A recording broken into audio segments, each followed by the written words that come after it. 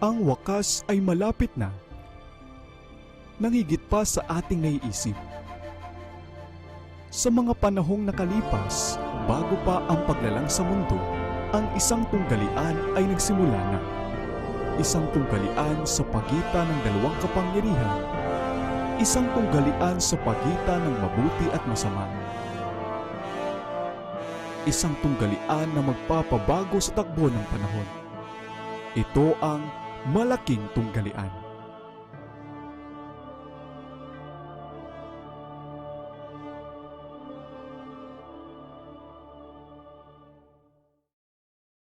Kabanata 11, Liwanag sa Kadiliman. Sa bawat panahon, ang gawain ng Diyos sa sanglibutan ay nagpapakita ng kapansing-pansing pagkakapareho ng lahat ng malalaking reformasyon o kilusang pangrelihiyon. Ang mga prinsipyo ng Diyos sa pakikitungo sa mga tao ay laging pareho. Ang mga tanyag na kilusan sa kasalukuyan ay may mga katulad sa nakaraan, at ang karanasan ng Iglesia sa mga nakaraang panahon ay may leksyong napakahalaga para sa ating kapanahunan. Wala nang mas maliwanag pang katotohanan na itinuturo sa Biblia kaysa sa katotohanan na ang Diyos sa pamamagitan ng kanyang banal na espiritu ay sadyang pinapatnubayan ang kanyang mga lingkod sa lupa sa malaking kilusan para sa pagpapasulong ng gawain ng kaligtasan. Ang mga tao ay instrumento sa kamay ng Diyos na ginagamit niya upang isagawa ang kanyang layunin ng biyaya at kahabagan. Ang bawat isa ay may kanyang bahaging dapat gampanan. Sa bawat isa ay pinagkaloob ang isang sukat ng liwanag na angkop sa mga pangangailangan ng kanyang kapanahunan at sapat upang magampanan niya ang gawaing ibinigay sa kanya ng Diyos. Ngunit walang sino mang tao, gaano man pinararangalan ng langit, ang nakaabot sa lubos na pagkaunawa sa dakilang panukala ng pagtubos o kahit sa ganap na pagpapahalaga sa layunin ng Diyos sa gawain para sa sarili niyang kapanahunan.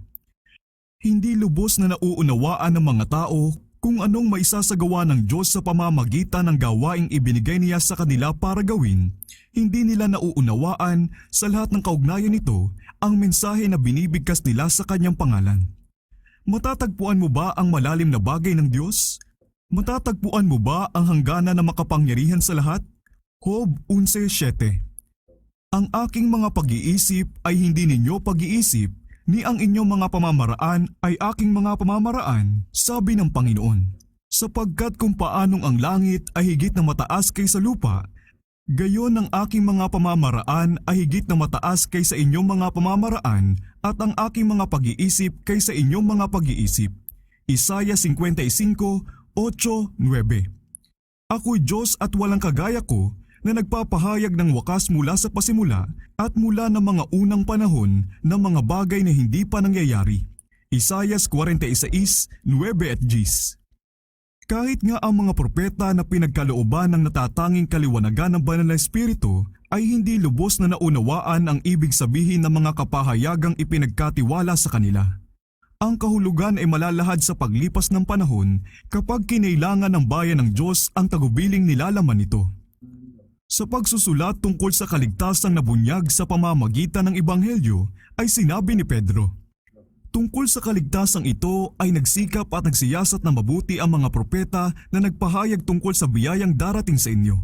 Kanilang siniyasat kung anong pagkatao o kapanahunan na tinutukoy ng Espiritu ni Kristo na sumasa kanila nang ipahayag ang mangyayaring pagdurusa ni Kristo at ang kaluwalhatiang susunod sa mga ito. Ipinahayag sa kanila na hindi sila naglilingkod sa kanilang sarili kundi sa inyo. 1 Pedro 1:10-12. Ngunit bagaman hindi pinagkaloob sa mga propeta na lubos na maunawaan ang mga bagay na ipinahayag sa kanila, maalab naman nilang sinikap na makamit ang lahat ng liwanag na ikinagagalak na ipahayag ng Diyos. Sila ay nagsikap at nagsiyasat na mabuti, siniyasat kung anong pagkatao o kapanahunan na tinutukoy ng Espiritu ni Kristo na sumasa kanila.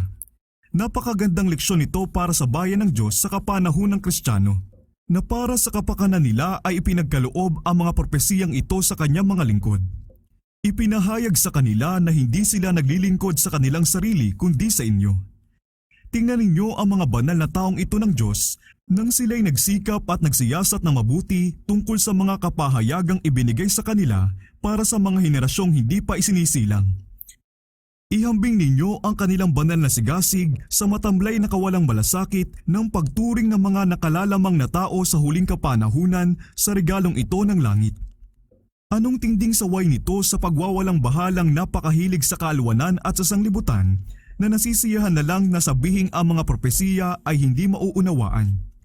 Bagaman ang may hangganang isip ng tao ay hindi sapat na makapasok sa mga panukala ng isang walang hanggan o kaya'y maunawaan ng lubos ang paggawa ng kanyang layunin, gayon may madalas na napakalabo ng kanilang pagkaunawa sa mga mensahe ng langit dahil sa ilang pagkakamali o pagpapabaya na sarili nilang kagagawan. Napakadalas na ang isipan ng mga tao at maging ng mga lingkod ng Diyos ay talagang binubulag ng mga paniniwala ng tao, ng mga tradisyon at maling aral ng mga tao, ano pat babahagya lamang ang kaya nilang maunawaan sa mga dakilang bagay na inihayag niya sa kanyang salita. Ganyan din ang nangyari sa mga alagad ni Kristo kahit pa kasama nila ng personal ang tagapagligtas.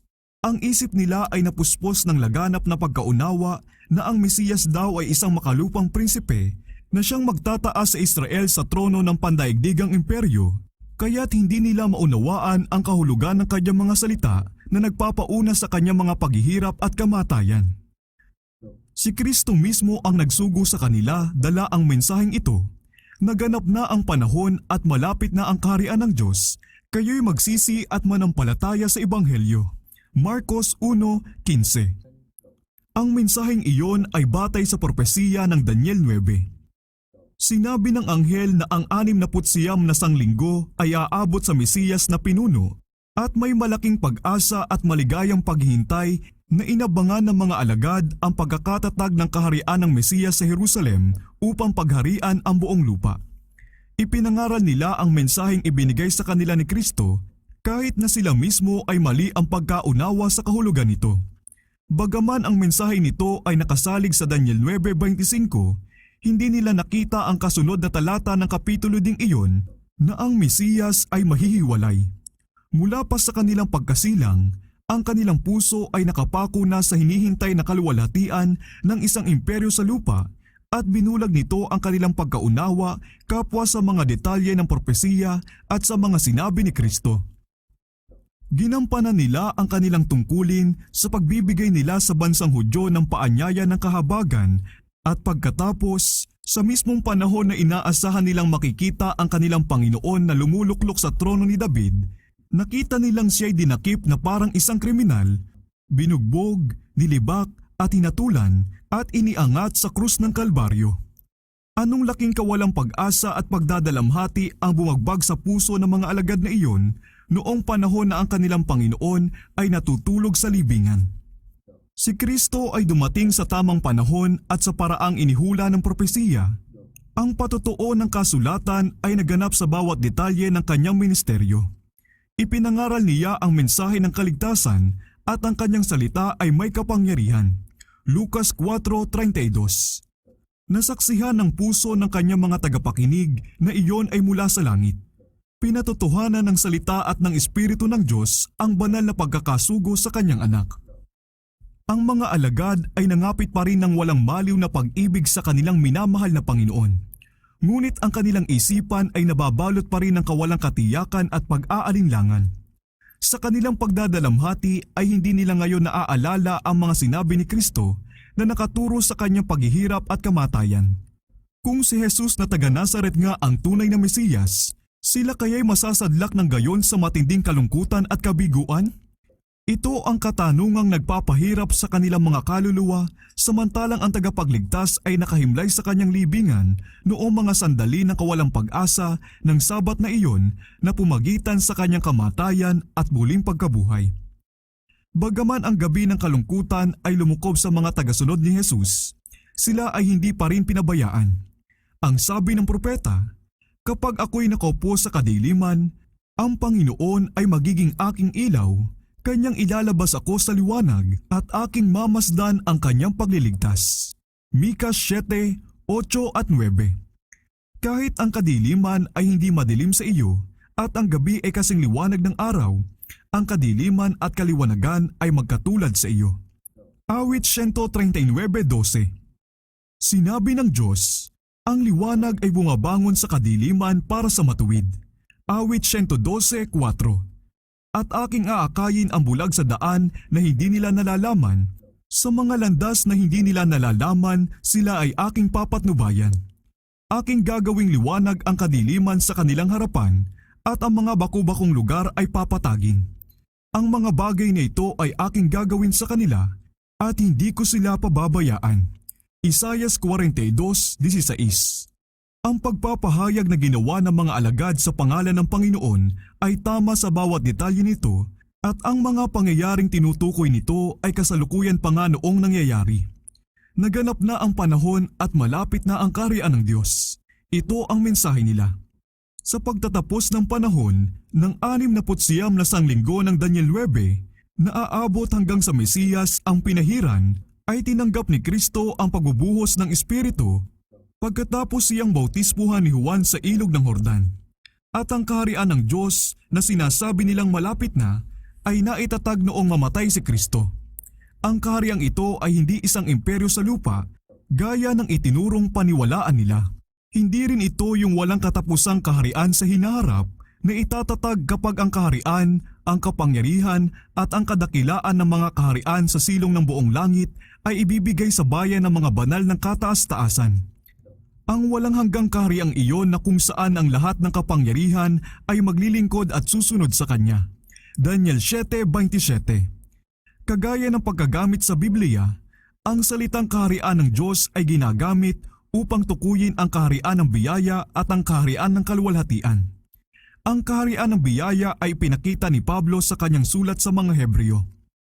Matapos ituro ni Kristo na siyang mahabaging tagapamagitan na marunong makiramay sa ating mga kahinaan, ay sinabi ng apostol, kaya't lumapit tayong may katapangan sa trono ng biyaya upang tayo'y tumanggap ng awa at makatagpo ng biyaya. Hebreo 4:16. Ang trono ng biyaya ay kumakatawan sa kaharian ng biyaya, sapagkat ang pagkakaroon ng trono ay nagpapahiwatig na merong ding kaharian. Sa maraming talinhaga niya, ay ginagamit ni Kristo ang pananalitang ang kaharian ng langit upang ituro ang gawain ng banal na biyaya sa puso ng mga tao. Kaya ang trono ng kaluwalhatian ay kumakatawan din sa kaharian ng kaluwalhatian, at ang kahariang ito ang tinutukoy ng mga salita ng tagapagligtas na kapag dumating na ang anak ng tao na nasa kanyang kaluwalhatian, nakasama niya ang lahat ng mga anghel, siya'y uupo sa trono ng kanyang kaluwalhatian at titipunin sa harapan niya ang lahat ng mga bansa. Mateo 25:31-32. Ang kahariang ito ay darating pa lang. Ito'y matatatag lamang sa ikalawang pagparito ni Kristo. Ang kaharian ng biyaya ay agad na itinatag matapos na magkasala ang tao, noong isang panukala ang buuin para sa katubusan ng nagkasalang lahi. Pagkatapos ay umiral ito sa panukala ng Diyos at sa pamamagitan ng pananampalataya, ang mga tao ay maaaring maging mamamayan nito. Ngunit ito ay talagang naitatag lamang noong mamatay si Kristo. Kahit noong makasimula na siya sa kanyang misyon sa lupa, ang tagapagligtas, dahil sa pagod sa katigasan ng ulo at kawalang utang na loob ng mga tao, ay maaari pa ring umurong sa pagsasakripisyo sa Kalbaryo. Sa Getsemani ay nanginginig sa kanyang kamay ang saro ng kasawian. Kahit doon ay maaari pa rin niyang pahirin ang dugong pawis sa kanyang noo at hayaang mapahamak ang nagkasalang lahi sa kanilang kasamaan. Kung ito'y ginawa niya, wala sanang katubusan para sa mga taong nagkasala. Ngunit nang ibigay ng tagapagligtas ang kanyang buhay at sa natitira niyang hininga ay sumigaw, naganap na. Ang katuparan ng panukala ng kaligtasan ay nasigurado. Ang pangako ng kaligtasan na ipinangako sa nagkasalang mag-asawa doon sa Eden ay pinagtibay. Ang kaharian ng biyaya na dati nang umiiral sa pamamagitan ng pangako ng Diyos ay naitatag na ngayon. Kaya't ang kamatayan ni Kristo, ang mismong pangyayari na ang akala ng mga alagad ay lubusan ng pagkawasak ng kanilang pag-asa, ay siya talagang tumiyak dito magpakailanman. Bagaman ito'y naghatid sa kanila ng masaklap na kabiguan, ito ang sukdulang katibayan na ang kanilang paniniwala ay tama. Ang pangyayaring pumuspos sa kanila ng pagdadalamhati at kawalang pag-asa ay siyang nagbukas ng pintuan ng pag-asa para sa bawat anak ni Adan, at dito'y nakasentro ang buhay sa hinaharap at ang walang hanggang kaligayahan ng lahat ng tapat na anak ng Diyos sa lahat ng panahon. Ang mga panukala ng walang hanggang kahabagan ay nagkaroon na ng katuparan sa kabila ng kabiguan ng mga alagad.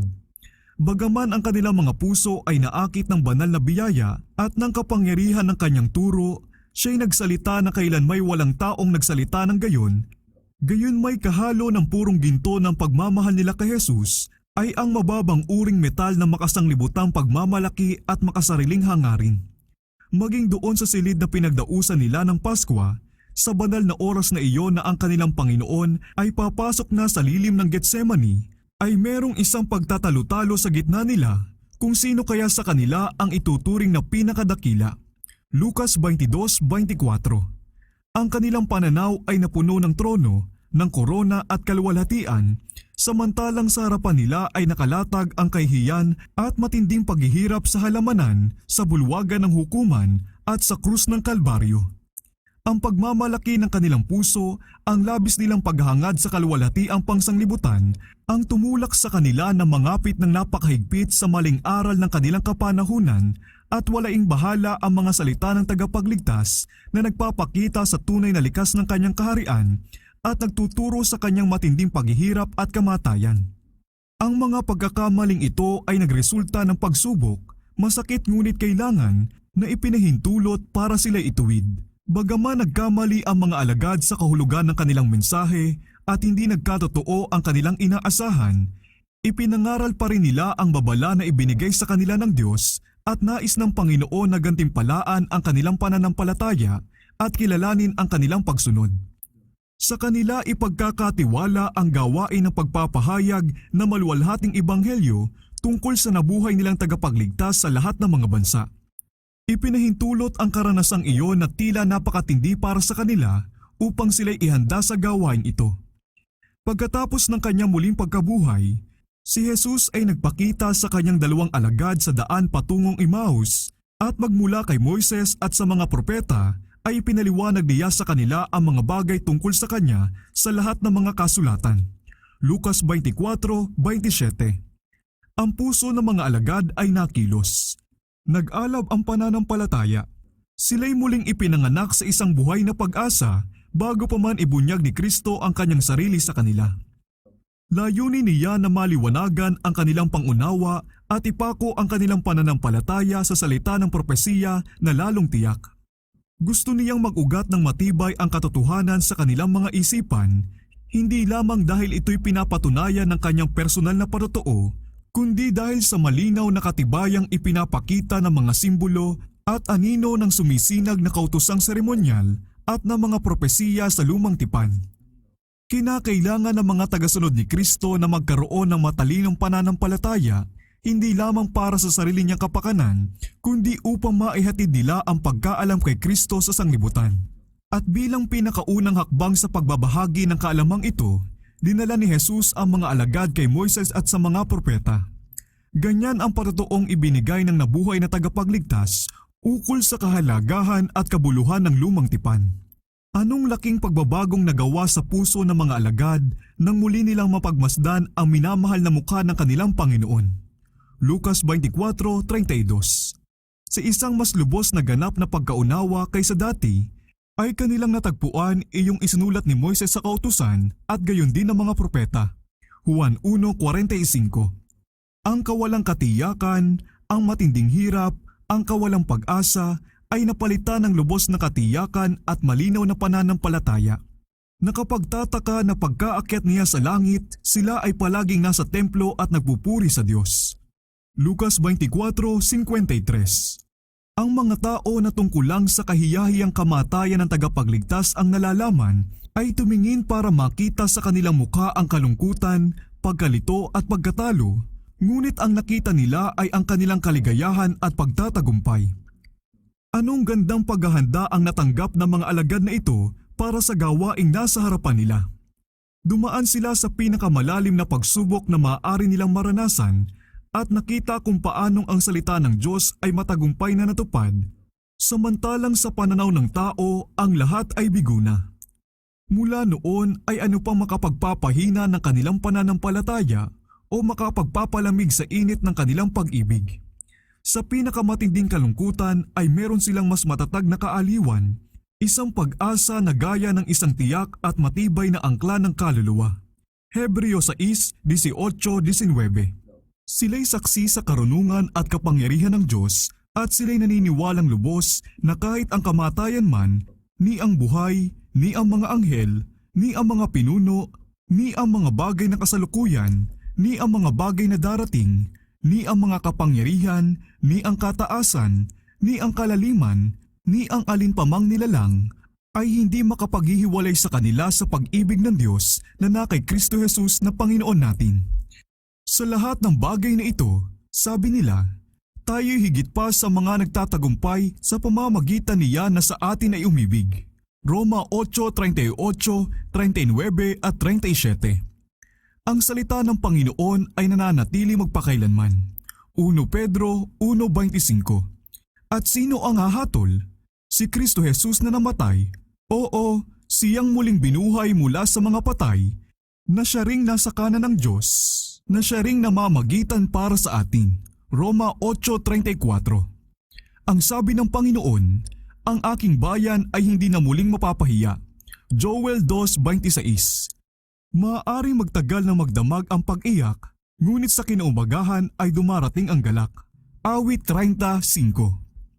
Nang makita ng mga alagad ang tagapagligtas noong araw ng kanyang muling pagkabuhay at mag-alab ang kanilang puso sa loob nila habang sila'y nakikinig sa kanyang mga salita.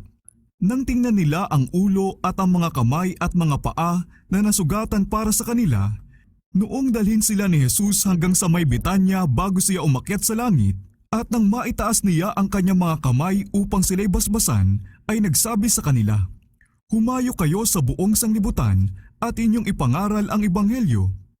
At idinagdag, "Narito ako'y kasama ninyo palagi." Marcos 28:15, Mateo 28:20. Nang ang ipinangakong mga aliw ay bumaba noong araw ng Pentecostes at ang kapangyarihang galing sa itaas ay ibigay, at ang kaluluwa ng mga mananampalataya ay manginig dahil namamalayan nila ang presensya ng kanilang Panginoon. Pagkatapos noon, kahit na ang kanilang landas ay padaan sa pagsasakripisyo at pagkamartir gaya ng sa kanya, ipagpapalit kaya nila ang ministeryo ng ebanghelyo ng kanyang biyaya, pati na ang putong ng katuwiran na matatanggap nila sa kanyang pagdating sa kaluwalhatian ng makalupang trono na siyang inaasahan nila noong una silang maging alagad?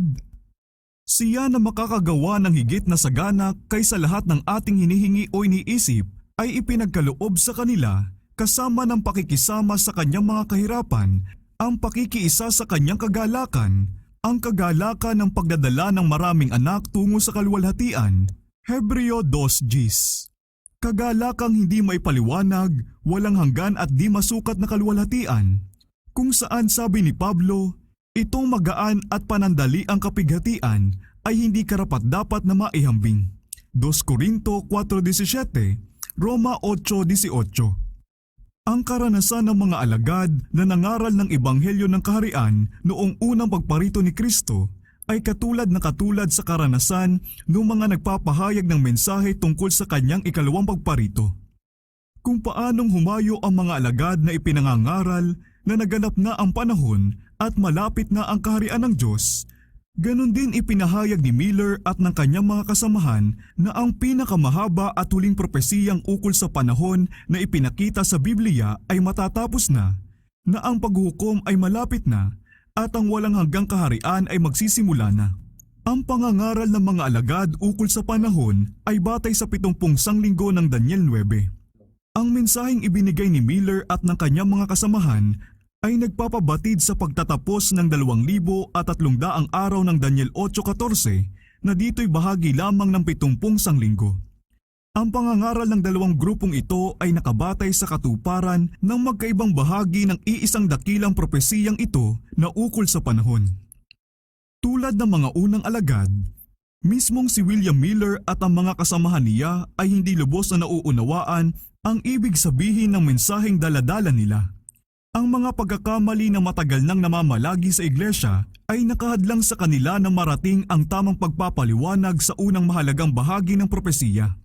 Kung kaya't bagaman ipinahayag nila ang mensaheng ipinagkatiwala sa kanila ng Diyos upang ibigay sa sanglibutan, gayon may dahil sa maling pagkaunawa sa kahulugan nito, sila'y nagdanas pa rin ng kabiguan.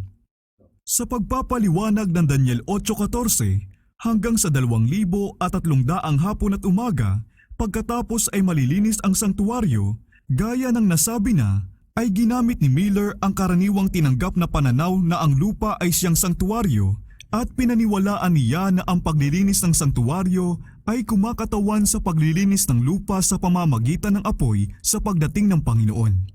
Kaya't nang matuklasan niya na ang pagtatapos ng 2,300 araw ay talagang inihula, ipinalagay niya na inihahayag nito ang panahon ng ikalawang pagparito. Ang pagkakamali niya ay bunga ng pagtanggap sa laganap na paniniwala kung nasaan ang sanktuaryo. Sa sumisimbolong sistema na anino ng sakripisyo at pagiging pari ni Kristo, ang paglilinis ng sanktuaryo ay siyang huling serbisyo na isinasagawa ng punong pari sa taunang pag-ikot ng paglilingkod. Iyon ang panghuling gawain ng katubusan, pag-aalis o pagtanggal ng mga kasalanan sa Israel. Inilalarawan nito ang panghuling gawain sa paglilingkod ng ating pinakapunong pari sa langit sa pag-alis o pagpawi sa mga kasalanan ng kanyang bayan na nakalista sa mga talaan ng langit. Ang paglilingkod na ito ay may kasamang gawain ng pagsisiyasat, isang gawain ng paghukom, at kaagad itong susundan ng pagparito ni Kristo sa mga alapaap ng langit na may kapangyarihan at dakilang kaluwalhatian, sapagkat sa kanyang pagdating, ang lahat ng kaso ay napagpasyahan na. Sinasabi ni Jesus, "Dala ko ang aking gantimpala upang gantihan ang bawat isa ayon sa kanyang ginawa." Apokalipsis 22:12. Ang gawain ng paghukom na ito, na kaagad na susundan ng ikalawang pagparito, ang siyang ipinahayag na pabalita ng unang anghel sa Apokalipsis 14:7, "Matakot kayo sa Diyos at magbigay luwalhati sa Kanya, sapagkat dumating na ang oras ng kanyang paghukom." Yung mga nagpahayag sa babalang ito ay nagbigay ng tamang mensahe sa tamang panahon. Ngunit kung paanong ipinahayag ng mga unang alagad na naganap na ang panahon at malapit na ang kaharian ng Diyos batay sa propesiya ng Daniel 9, gayon may hindi nila nakita na ang kamatayan ng Mesiyas ay inihula rin sa talatang iyon. Ganon din ipinangaral ni Miller at ng kanyang mga kasamahan ang mensaheng batay sa Daniel 8:14 at Apokalipsis 14:7, ngunit hindi nakita na meron pa palang ibang mensaheng ipinapakita sa Apokalipsis 14 na dapat ding ipangaral bago dumating ang Panginoon. Kung paanong ang mga alagad ay nagkamali ukol sa kahariang itatatag sa katapusan ng 70 sanglinggo, ay ganong din nagkamali ang mga Adventista tungkol sa pangyayaring magaganap sa pagtatapos ng 2,300 araw. Sa dalawang pangyayaring ito ay parehong may pagtanggap o ang mas tamay pag-ayon sa mga umiral na kamalian na bumulag ng isipan sa katotohanan. Parehong sinunod ng dalawang grupong ito ang kalooban ng Diyos sa paghahatid ng pabalita na nais niyang maipahayag at parehong nagdanas ng kabiguan dahil sa sarili nilang maling pagkaunawa sa kanilang mensahe. Gayon may naisagawa ng Diyos ang sarili niyang nakakapagpabuting layunin sa pagpapahintulot na maipahayag ng ganon ang babala tungkol sa paghukom. Ang dakilang araw ay malapit na at sa kanyang pamamatnubay ay nasubukan ang mga tao ukol sa isang tiyak na panahon upang mabunyag sa kanila kung ano ang nasa kanilang puso. Hangarin ng mensahe ang subukin at dalisayin ang iglesia. Dapat na maipakita sa kanila kung ang kanilang damdamin ay nakatuon sa sanglibutang ito o kay Kristo at sa langit. Sinasabi nilang mahal nila ang tagapagligtas, ngayon ay dapat nilang patunayan ang kanilang pagmamahal. Handa ba nilang talikuran ang mga makasanglibutan nilang pag-asa at pangarap at tanggaping may kagalakan ang pagdating ng kanilang Panginoon? Layunin ng mensahe na maipakita sa kanila ang tunay nilang espiritual na kalagayan. Ito'y ipinadala dahil sa kahabagan upang pakilusin sila na hanapin ang Panginoon ng may pagsisisi at kapakumbabaan. Pati ang kabiguan, bagaman bunga ng sarili nilang maling pagkaunawa sa mensaheng ibinigay nila, ay pangingibabawan para sa kabutihan. Susubukin nito ang mga puso ng mga nagsasabing tumanggap sa babala. Sa gitna ng kanilang kabiguan, Pabigla-bigla na lang ba nilang tatalikuran ang kanilang karanasan at itatakwil ang kanilang pagtitiwala sa salita ng Diyos? O sa panalangin at kapakumbabaan ay kanila kayang sisikaping makita kung saang bahagi nila hindi nauunawaan ang kahulugan ng propesiya? Ilan kaya ang nakilos ng dahil sa takot o sa bugso ng damdamin at labis na katuwaan? Ilan kaya ang mahina ang loob at hindi sumasampalataya? Napakarami na nagsasabing nananais nila ang pagparito ng Panginoon. Kapag tinawagang tiisin ang mga panglilibak at paninira ng sanglibutan at ang pagsubok ng pagkaantala at kabiguan, kanila kayang tatalikuran ang kanilang pananampalataya?